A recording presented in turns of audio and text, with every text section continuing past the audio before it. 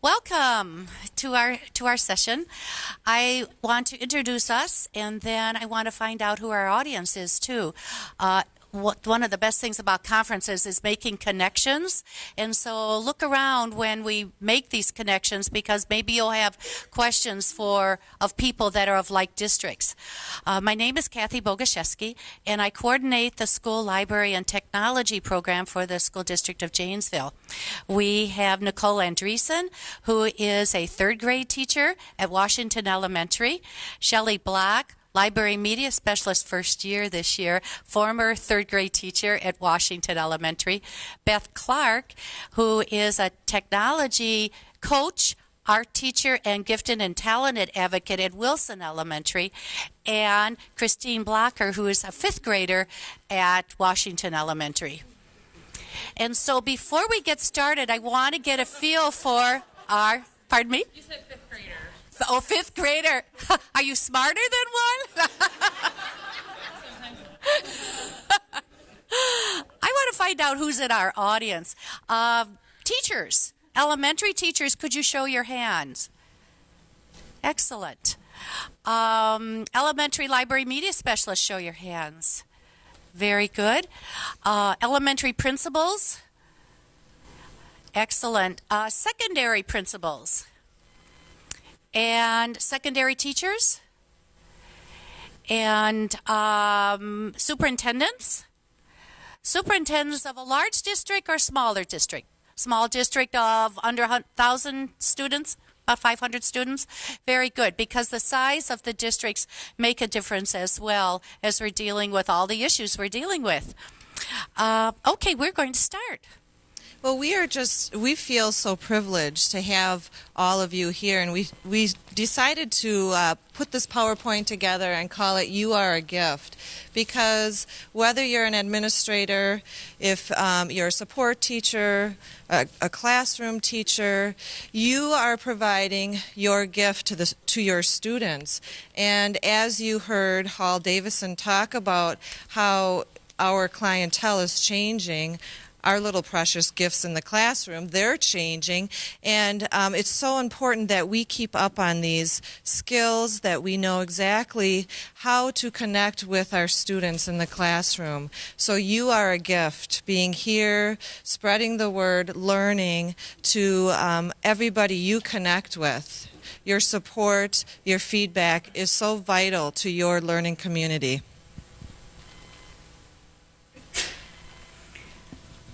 In Janesville, we had a lot of things happen, as it has happened all across the state. But as most of you know, our General Motors plant folded, which was a huge thing to happen in a town of our size, because those jobs are no longer there anymore. And I want to say a large majority of our students really believed that they would be working at the plant. So we needed to really look at our needs now for our students. The research finally is out there.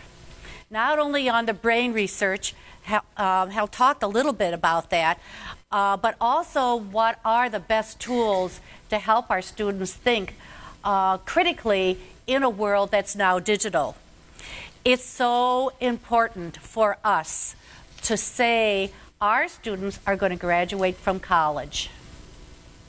As a matter of fact, in our P4J program, when they start, they have the year that they're graduating from college. They are the class of. And that's where we are going, and you'll see that the skills that our students are learning at a very early age, that's why I'm glad secondary people are here, because you need to be aware of at an early age they're learning these skills, so we need to keep it going so that they can graduate from college. The other wonderful thing in Janesville, we stopped replacing computers for a while. We were on a cycle. Every 5 years, we better get rid of it, whether if we needed to or not, and we looked at infrastructure. And we felt that what we needed was wireless internet access in every one of our classrooms. And to have that be our top priority. Yes, it's expensive, but it's the infrastructure. You can't do anything with students if you don't have wireless access. The other thing that's happening is accountability. As you know, the Common Core standards, and if you've looked at the English Language Arts one, and you look at where we are going with students, the how we write and how we communicate is very much in the Common Core standards. We also have some new standards converging. The 21st Century Skill Standards have been out there for about 5 or 6 years. And there's also a convergence with the NET standards. You were given a copy of standards for administrators and standards for teachers. The standards for students are also out there from NETS. And there's another group of standards out there from the American Association of School Librarians. Those 3 standards will converge in 2011 for our new information and technology literacy standards from the state. So we're moving with wonderful accountability. So Kathy talked about this convergence, and this convergence really we look at is not only convergence, but it's really integration. And taking not only these 21st century skills, but also our classroom skills, our social studies curriculum, our reading, our language, and converging it all together. And so what we looked at doing was taking all of these skills and putting them together into projects.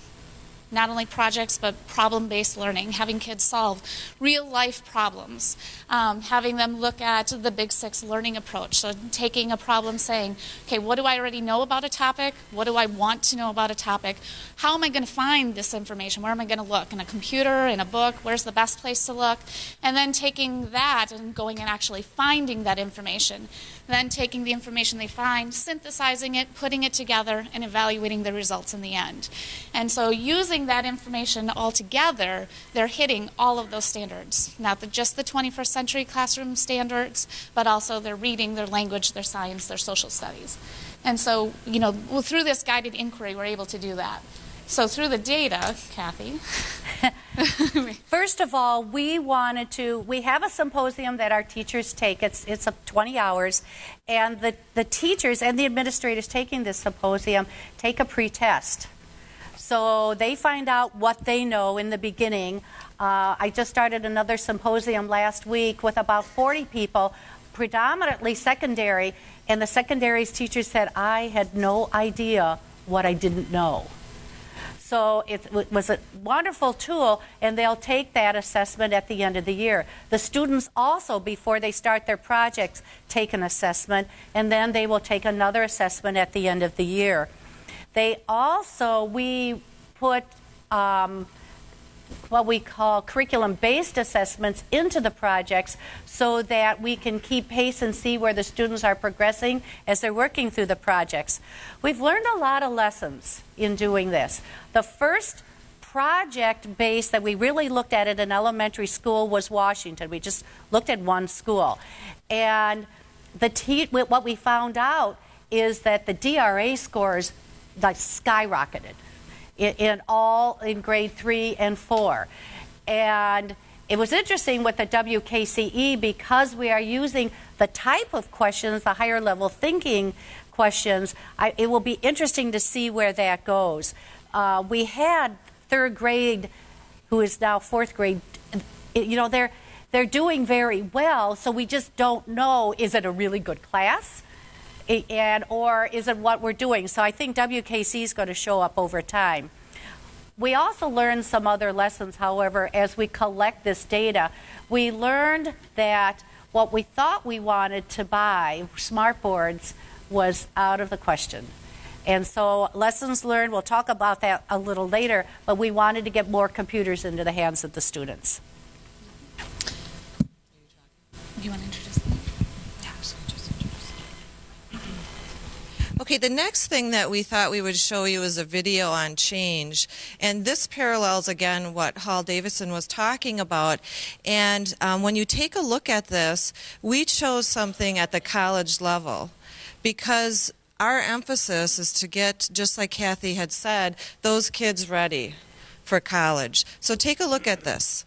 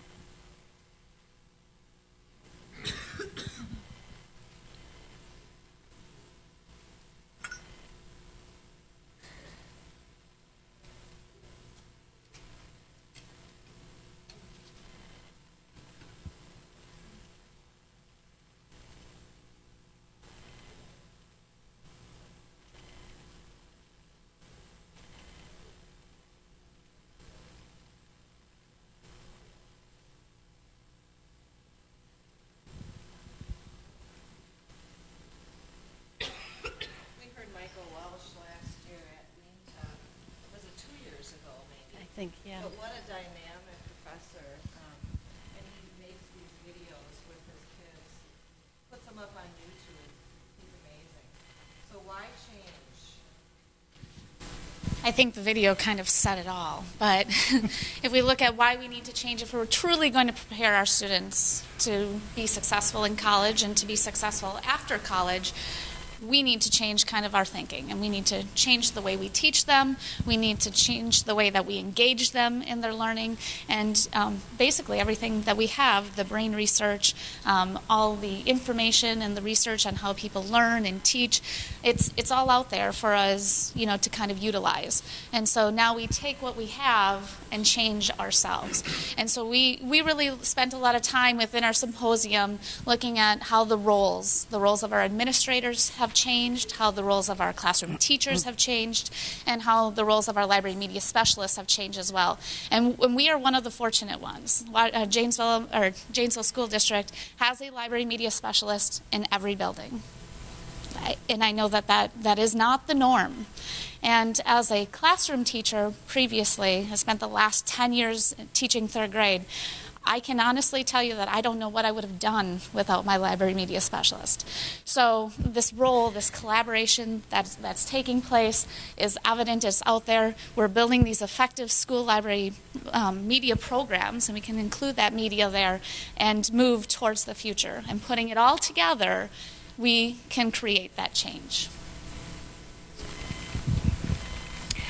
You have a handout on the ISTE standards for administrators, and I want to talk about just a couple of them. In the area of, so many times administrators, we're alone, and which go forth. But now it's so important to look at your vision and to share your vision with your staff.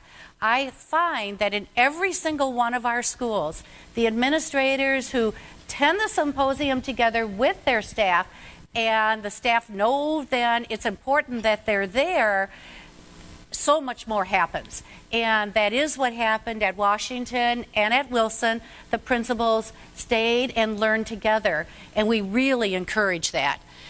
They're going from an industrial age, as you know, to an digital age learning culture. So it's important that administrators facilitate that, make it happen, whatever it takes, and to look at your teams in your building to see how can we make that happen.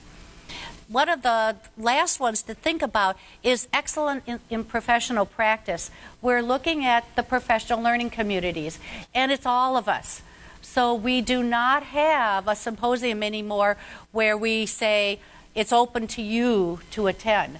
We say you must bring your entire team, your special ed teacher, your ELL teacher, your administrator, your library media person, the classroom teacher, and library aide. It's amazing when they all come and learn together, and then they go back and do this work with their children. They're a team, and they continue becoming a team. All right. And I'm going to talk about the teacher's role and the evolution of that in our building at Washington School in Janesville. And I'm going to start by going back to that symposium that's been mentioned several times, and we'll probably continue to mention that because that was the place where we got a chance to really sit down as a team with the teachers and the staff members that were just mentioned and go through even just getting to know our comfort level with technology was the first step in building the partnerships of, I'm good at this and you're good at this, or I know how to do this. In realizing the first point that we're not just an information giver, but a co-learner and an investigator with the student. So that's been a transition that I think will come with time, is still coming with time as we go to the computer lab and work on the projects that we'll talk about. But with that co-investigator and the co-learner as a partnership, I've just seen the self-esteem and the confidence in my kids, not kids that were just comfortable with computers, but they weren't comfortable with reading or their investigating skills, and now it's all kind of coming together, and we'll get to the projects in a minute. But that process is definitely something that we're proud of at our school. From being the fountain of all knowledge to active learning experiences. And, you know, if you were to come into my classroom or come into the computer lab some days, you might be, you know, like, what's going on here? Or, you know, kids are turned around at their computer and they're walking back and forth. And actually went to the computer lab the other day, and they have a partner for their project right now, in social studies. And I was so, focused on what I had to bring to the lab and what we were going to do and what we were going to be working on and what I wanted to get done in that one day with Mrs. Block here. And they were supposed to be sitting with their partners, and they weren't even doing that. Some of them did it on their own, but again, you know, it's just putting all those pieces together and evaluating the end products, like a test or what we had done in the lab, and the co-assessor. And we had time in our symposium to create rubrics that would be we could work with all projects that we were going to be doing, not just in fifth grade, that would work for all students for their learning abilities and what they were confident in. So that was something that we, again, took time to do there. And once we kind of get rolling with the projects, it would have been hard to do that. So they get a say in what they did well, and we get to work with them on what they did well and what they can work on for next time. So that's motivating too. So you think about the role of the library media specialist. I personally look back at my own educational experience and think back to, well, what did I go to the library for?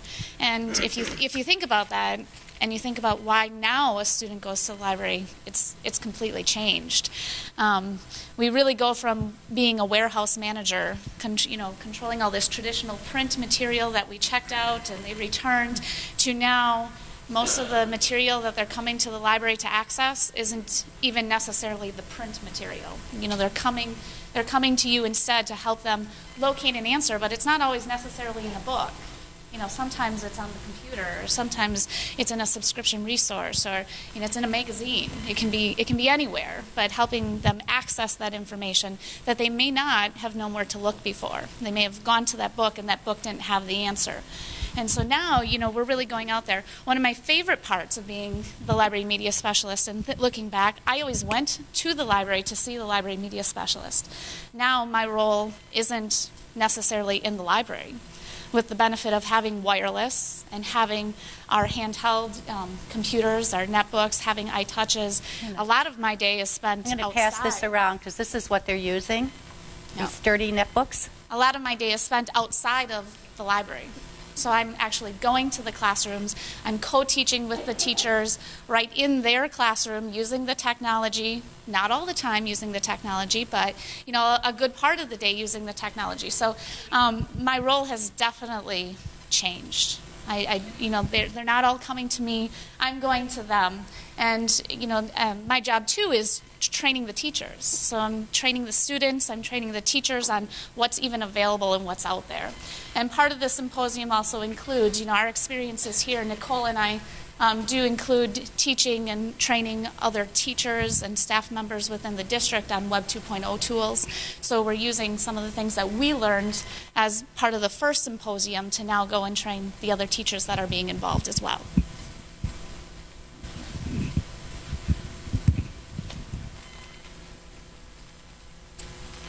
This is my favorite professional development, probably one of the most challenging areas, though, and that is, if we want to make our school centers of high levels of learning, we must address the skill of our teaching staff and address it with vigor. Anthony Muhammad came to our district last summer, and he talked about that, how you can create change in your building. And you work with those co-teachers or co-administrators who have a problem, not a problem, we never want to say a problem, but coping with change can be difficult.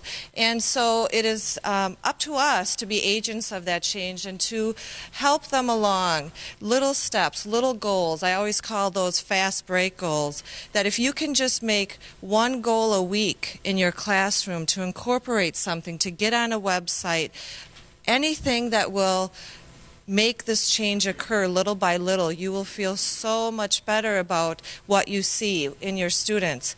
And speaking of that, another thing that he had mentioned is that when teachers see the change in their students, that's when they embrace the change. I'll talk a little bit more about my building in a bit, but it is amazing how these teachers now that they've been through the process are so gung-ho. They are so ready to continue, to learn more, to create their own websites. I have teachers who are like, what more? What can I do? They want to try the Web 2.0 tools that Shelley was talking about. So getting those teachers just to take baby steps, or administrators, whoever you influence, just ask them to take baby steps, make those fast break goals. Some ways that we can do that are called PLCs. You're familiar with that. And having a group, and we kind of consider that our symposium group a PLC in our building. So we're learning, we're talking, we're discussing, we're looking at the research. We talk about lessons learned. Yes, and I actually was the first group that graduated having to do the professional development plan. Not having a choice. I, of course, had a choice as to what area I chose, and I chose technology because before we had Shelley with us, we had another library media specialist that was willing to be a part of the process. So kind of took off with that, and that was just one way that I was going to be doing that anyway, and it involved not only technology but got into the reading and the different areas that were going to benefit students outside of the library. Staff meetings, we actually have as part of our contract that was going to be implemented at the beginning of the year. We have Tuesday morning meetings. So we have talked about, as part of our leadership team, which Shelley and I are part of, mentioning it to our principal that we could share our projects and share our blogs and share our blogs and the things that we're doing with our guided reading groups. And it's endless at that time, and make the best use of our time and be productive with it, and encourage maybe staff members that haven't seen it in action, just walking through the school or talking to people to kind of get them comfortable with that. And then, I don't know, does Shelley want to talk about the credit class? Or just? I'd like to show, can we escape out? The first time we had a class, I had just gone to a workshop on wikis, and I thought, I'm going to put the class on a wiki. And then the following year, I went to a workshop on Google Docs, and I thought, well, let me see what the difference is between putting the class on a Google site. So this is actually what I like about this. This is our class. Each area of each day something occurs. They click on there, and then they get into their documents that are there. And in some cases, like let's go to this one where our collaborative lesson plan is there. They download that, and now they're commenting. And this has worked out so well to be able to read their comments. They're getting used to something that we have. And now we have Gmail and Google Docs for our students all the way down to kindergarten. I don't believe our kindergarten students are using it, but you're going to hear a little bit shortly on how advantages of having Gmail, we're not paying for this, and all of the Google Docs is really transformed what we're doing. So this is almost like a Moodle class. This is a class with all of our documents and all of our comments, and we're a community in this classroom. So I wanted you to see that.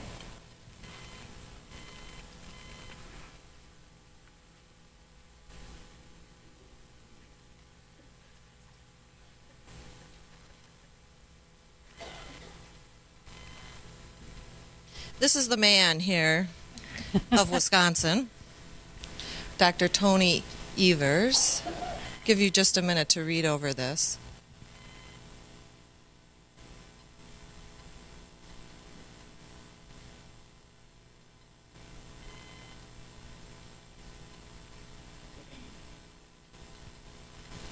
I love the last part of it, learning the skills and knowledge necessary to be contributing members of our community.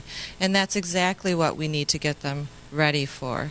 What is the workforce looking at? What are the skills? They're looking at teamwork, they're looking at collaboration, problem solving, decision making. So how can we start at kindergarten, pre-K? How can we start to move those skills at that point and keep them going so that when they graduate from high school, they are ready to either go on to their college, go to a tech school, become contributing members of their community.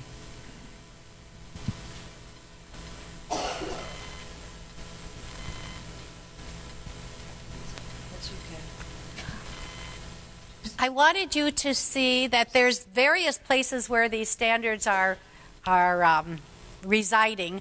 This happens to be the site for ISTE, where the educator and the teacher and the administrator standards are there. The main thing that I wanted to share with you, and I think it's on, is it on the next slide? Let's see then. This is the site for the American Association of School Librarians. I really, really like the way they've written the standards here, because they also talk about dispositions and they talk about skills. They do a better job, I think, than ISTE and the 21st Century Skills site. So I'm hoping, I don't know if anyone from the DPI is here, but I'm hoping that when they look at revising their standards, their information and technology literacy standards, that they look at the verbiage that AASL has. And of course, this is the site for the 21st Century Skills that is out there. Most of you have seen that. The main thing, the change that's happening in Janesville just this year, is we're going to standards-based report cards. So for the first time, library media specialists will be entering grades with the teachers when the students work on their projects, starting at the elementary building. I'm loving it. We should have been there a long time ago, because if these skills are important, how do we report to the parents that the students have these skills? So we're embarking on that this year.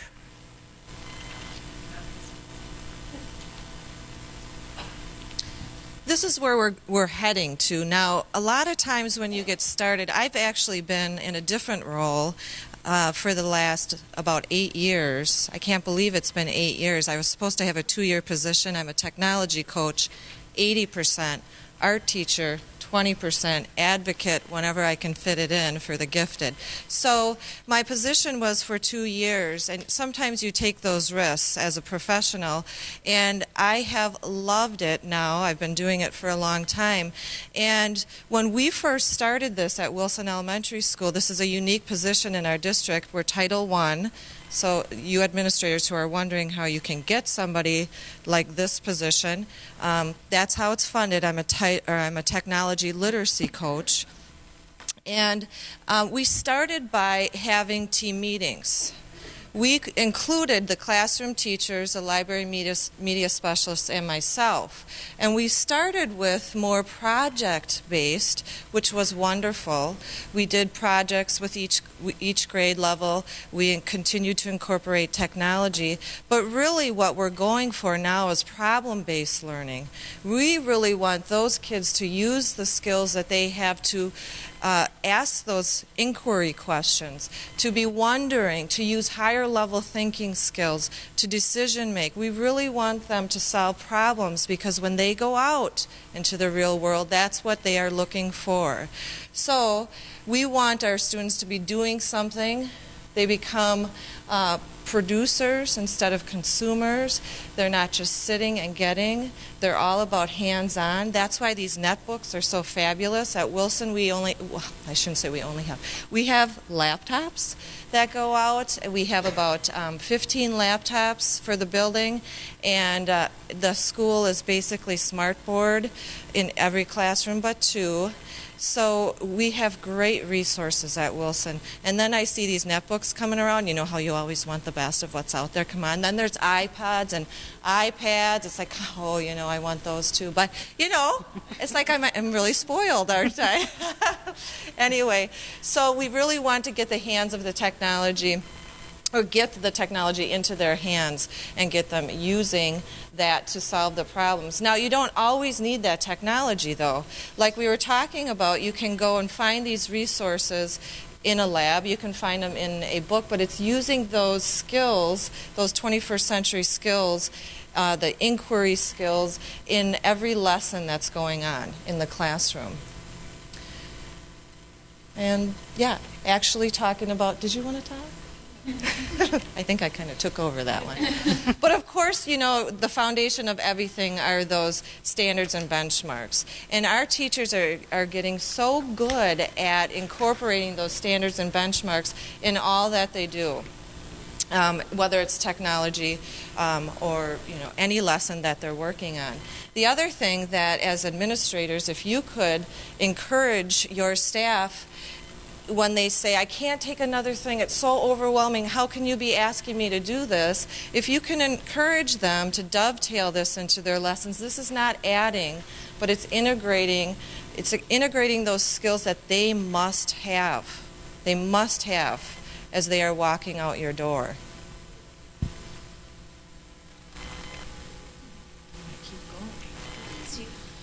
Okay, here I am at Wilson School. It's not really me in there, but these are my teachers. And you know what? This is a glorious story. And I wish this teacher could be with me because she cracks me up. When I came to the building 8 years ago, she wouldn't email. Come on, send me an attachment. No way. She couldn't file management. She couldn't, it was all of that. And now she is flying high. This whole group here, they are just a wonderful collaborative group. They are doing these projects with their kids. They're confident talking about technology with their kids and these skills. They were a little resistant. They went to the symposium. We all worked together, our special ed and any support teachers that we had, and then our grade level teachers went to the symposium with our principal, and it was time to do our project this year. They're like, hold up, can't take it. Our kids, we've got testing, we've got all of this, we just can't take another thing. I said, it's going to be okay. Take a deep breath. We've been through this before. We'll help you through this whole process. Hold your hand, whatever it takes. I cannot get her to be quiet about the project now because she is seeing the engagement of the students. She's seeing the flair. And those kids that a lot of the teachers will say, well, my kids won't be able to do that. I'm telling you, all of the kids can do these projects. It's encouragement. And they'll do it at different levels. You differentiate. It has been such a wonderful, wonderful process. Here you can see our kids working on the laptops, doing research, collaborating together. This was interesting. I had the teachers came to me, and I used to teach something called Talents Unlimited. Do any of you recall that? And so we pull out some of those old things and get them back out, and they're fresh. So we were trying to decide on an animal. So we made this whole matrix and criteria questions and how to base their decision. Well, on the bottom, this is the control piece, on the bottom of that sheet, it said, after you decide on your animal, the teacher assigns you to this animal. I'm like, hold up here, hold up. You just had the students go through all of this process to make a decision. They're so proud of your decision. And then you're saying on the bottom, even if you made that decision, that's not the one for you, we're going to assign you this one. They're like, oh. So I said, if you have 2 students in your classroom who are doing the same animal, what is that going to hurt, truly? It's okay. It's okay, it'll be okay. So they went through the process of decision making. We took out that bottom control line, and they were thrilled. The kids are so thrilled, and as we're continuing to work on this right now, they truly are masters of the content. You can ask them any question about their animal, and they're going to just talk. It is just amazing. 2 kids talking. We had them discussing their animals with each other. This is, how many of you have ever heard the Big Six song? Did you know there's a Big Six song out there? Okay, can you two sing? Oh, no. Just kidding, I wouldn't even sing on the spot. My library media specialist, she gets out the xylophone and she sings. I just love it. I'm like, Sylvia, I'm not doing this without you. I will sing tenor, bass, whatever. And she's up there with the kids. I love it. So we're up there singing the Big Six song, and the kids ask for that. They want to know the process of research. They want to sing again. So we try to hit all the different multiple intelligence. Now, Can you mention the poverty level at Wilson? Yeah, the poverty level at Wilson is at about 98%, am I right, Kim?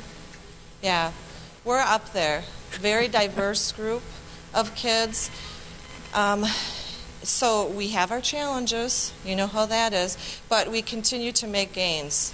I'll tell you, this is one way to make gains. We're wrapping it all up. Now, the one thing I do have to mention, with our teachers still having that, well, they're unsure of how to assess, basically. Let's just put it out there. They said to me, midterms are coming out tomorrow. How do I grade these kids? Well, the key to these projects, too, are little formative assessments you can make. You can make exit slips so that the kids, when they're leaving, you can assess, okay, are they getting it? Are they learning the process? Can they sing you the Big Six song back? I mean, the kids, you know, any way that you can see, it can be authentic assessment, whatever works for you. And I said to the teachers, okay, now look at your class. Who is not keeping up? Who do you think needs a boost? Where are your kids? What kind of grade would you give them? And so they said, well, there's a couple I could give. Yeah, just a little reminder. We need to, you know, up the ante a little bit in this project. You need to work a little bit harder. And they were fine with that. The other thing, too, is just another example of teachers working on this project, some things that come up. When you are looking at your benchmarks, you want to take a look at what are the necessary skills, the content skills, the benchmarks that are going to be congruent with the project. As we've been working on this project now, we see that the rubric doesn't really hit some of this. So the first time you are going through projects, you're going to be doing a lot of revision. And that's where the lesson learned come in. How did it go? What can we change? I had the rubric up on the screen the other day. All the fourth grade students were coming in. The teachers came in. I said, you know, we want to look at the rubric just to keep them on track. But I'm seeing that the rubric isn't exactly what we need, because on the bottom it had grammatical errors in your narration. I said, that narration that you're doing for photo story, nobody's going to see it. We're talking ideas here. We're talking voice. So really, do we need to assess the content or the grammatical part, the conventions? Well, how am I going to give them a language grade? How about doing a small assessment in your class another time? Put it up on the smartboard. You know, you guys can do that. Do a small thing outside of the project. So it's just kind of leading them and encouraging, and I just love it. We're just having a ball. This girl was something else. Oh, here. Oh, we had a parent night, and we asked the parents 4 questions basically about the project. What surprised them about what their children learned? How much of the content did the children learn? What technology skills? And then the last question was, what else would you like us to be teaching your child? And we also had the questionnaire in Spanish. But this little girl, she's so shy. She was so quiet. And her mother was so proud at how she connected. Can you share how she connected Clara Barton to her experience right in her neighborhood? Yes, this was a 5th grade project we did right at the beginning of the year. And that's another lesson learned that, you know, they're thinking maybe we need to get into the content a little bit before we do a big project. But this 5th grade was working on a famous person, and as they go through their 5th grade social studies content or their curriculum, what they're going to do is become a master of that person, that famous person.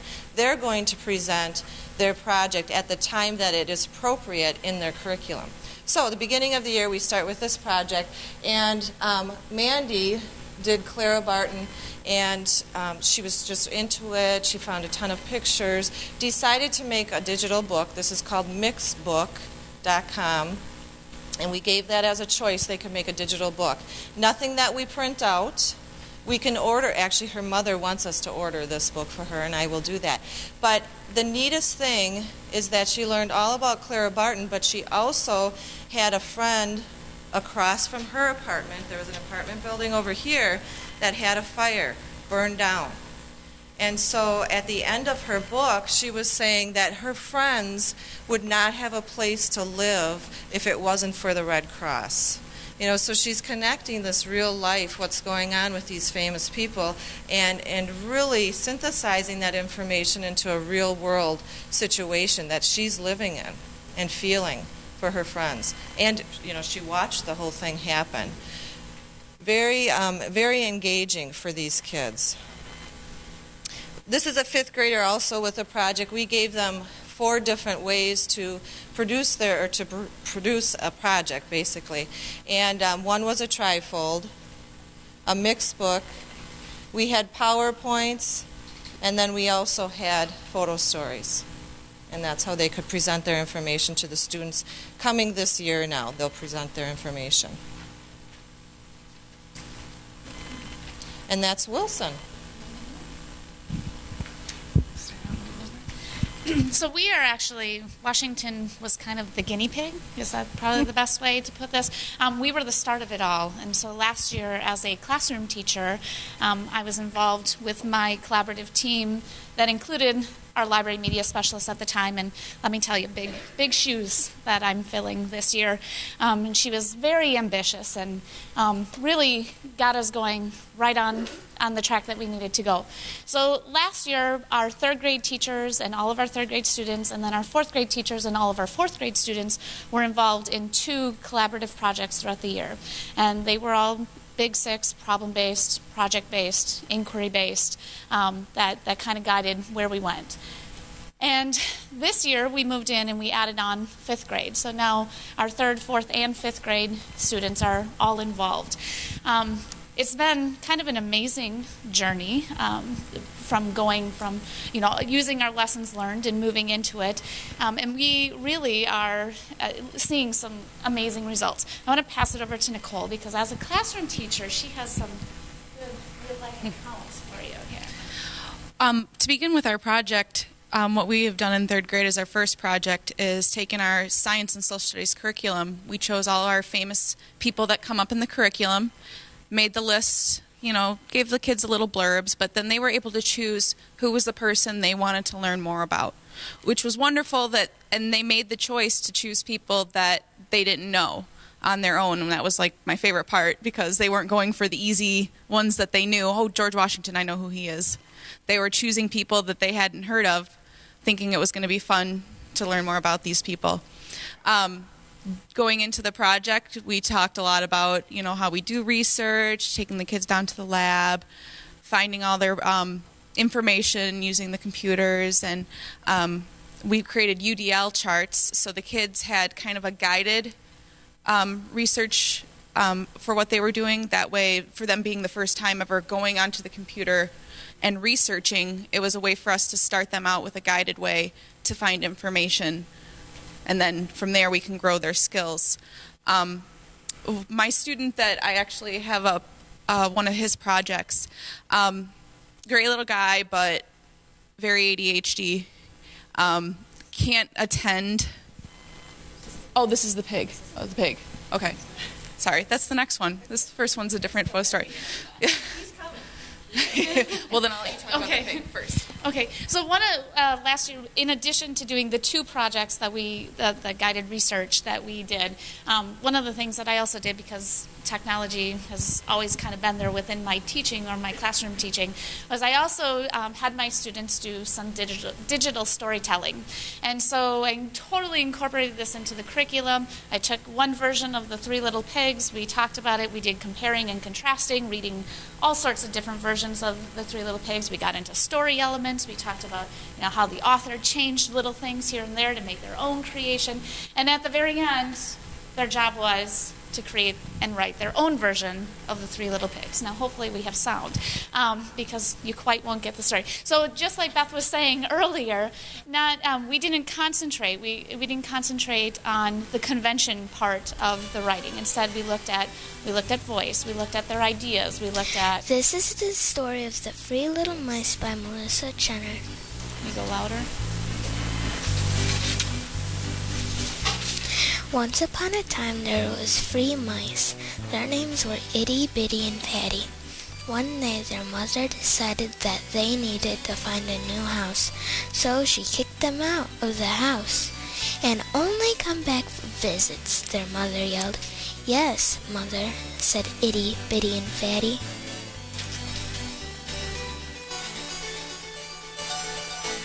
Then they all went different paths looking for different building materials. The first one, Itty, climbed some huge steps and went into a kid's bedroom. And then Itty found a crate that had billions of toy soldiers. She took a few to build a house. When it was finished, Itty just smiled. Bitty, on the other hand, decided to go into the fridge for no reason. Then he found a huge brick of cheese. He then sculpted it into a house. When he finished, he jumped for joy.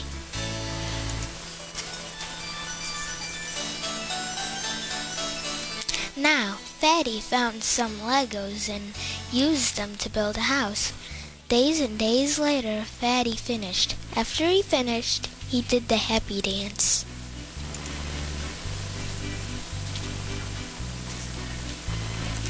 Then a mean cat named Mechanical Cat, who was just called Mitch, approached Itty's house.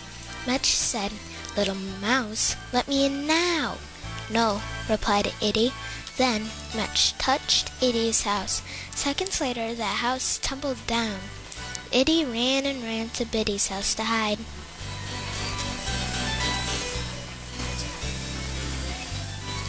Minutes later, Mitch went to Bitty's house and said, "Little mice, let me in now."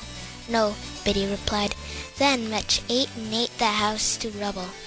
Itty and Bitty then ran to Fatty's house.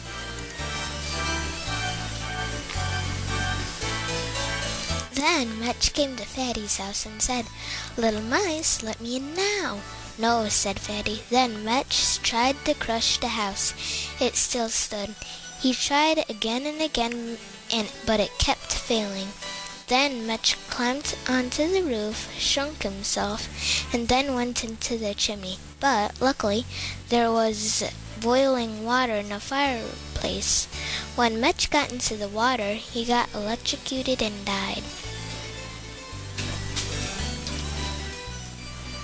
Then the mice found him in the water, dead. Then they donated him to the museum as a statue. The end.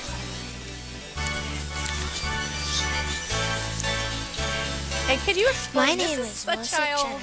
I am Explain a the nature third of this grader in child. Mrs. Black's class. I was really excited when we started this project. I love she to actually play was with my enrolled in our dog and pre-K read program books. at Washington School, but came and received intensive OT, PT, you name it, she had it, basically. Very bright young lady, but absolutely no self-confidence. You go out to the playground, Melissa plays by herself. But this was a place where she took off and shined. And we've showed this, I laugh every time because, just her words and everything she, put in there, her creativity, it's, just amazing what she was able to do. Beth brought up, looking at time. How you think, okay, how long did this take? Because these are her words. We did the whole background, comparing, contrasting. We wrote our own stories. She created all of her own pictures. She put it all into photo stories. She recorded the whole thing. My kids finished this project a week and a half earlier than I had planned for them to finish this project. They had one and a half, they were actually in the middle of their second integrative project with guiding the research process. And this, we went in to do this as something extra, something fun, and they had just a great time. It was a lot of fun. We had a technology fair at the end of our second year, and watching the kids share these projects with their families, and we had parents sitting there videotaping their child on their phone, videotaping their child on their phone, sharing their presentation on the computer. I'm like, well, we could just save that for you, but if you want to do it that way, that's okay too. We had a student who actually sent through an email her project to her father, who was serving in Iraq. It was just amazing what they were able to actually share. But this project helped Melissa to kind of come out of her shell and to show what she was actually, able to do. So, yeah, going quickly to. So, these are just some pictures we have of some of my students working on their projects, working with the netbooks in the classroom. Always, as soon as that card is rolled in and they see it, they're, yes, get so excited, and they are engaged the whole time that we have that. And then some students working on our smart board in the library. So going back to my students. Very low self-esteem, very inattentive in the classroom, has a very hard time following what's going on. He amazed me doing this project. I didn't know that he had this in him, and I was so proud of him. And I told him that I was bringing this presentation to show and share, and he got really excited. He's like, really? You think it was that good? And I'm like, I am so impressed with you. So it just built him up. Which is exactly what he needed. So this was his famous person project on Thomas Edison. Carlos Edison by Carlos Hodges Jr. Okay. Thomas Edison was born February 11, 1847 in Ohio.